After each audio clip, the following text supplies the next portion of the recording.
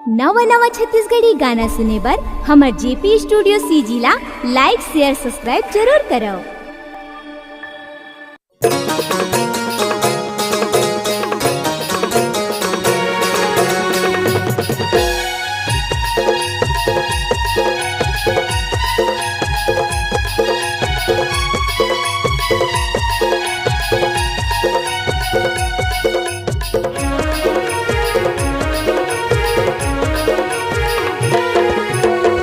डाई गजमुखी उतर सराना मा पड़े हो, डाई गजमुखी उतर सराना मा पड़े हो।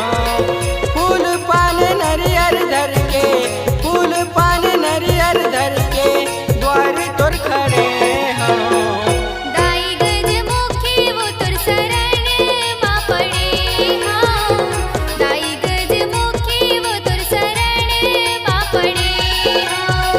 डाई गजमुखी उतर सराना मा पड़े हो, डाई गजमुखी उतर सराना मा पड़े हो।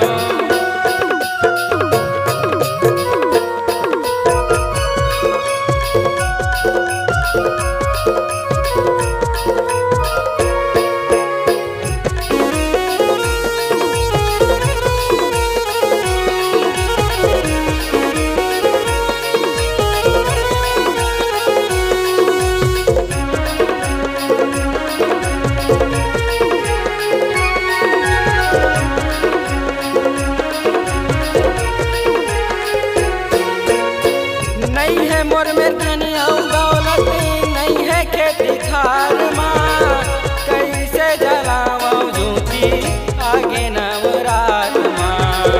कैसे जलावो ज्योति आगे नवरात माँ।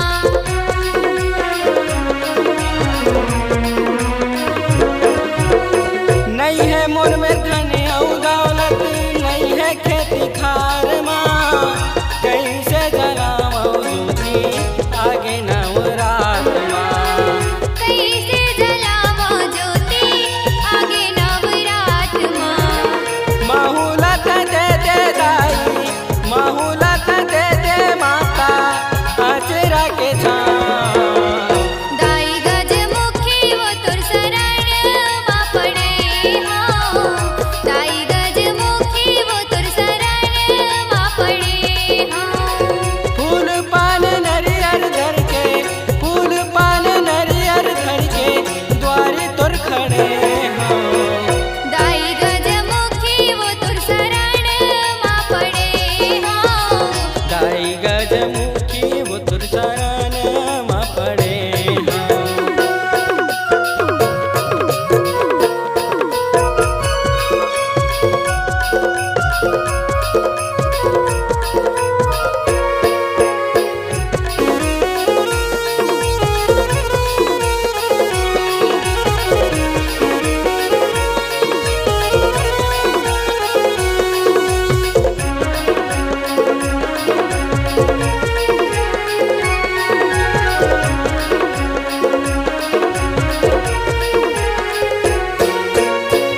तोर कोरामा बासे कटई मोर गाँव है, फुलवारी मरेंगे दाई चिन्हा दोनों पाँव है। फुलवारी मरेंगे दाई चिन्हा दोनों पाँव है।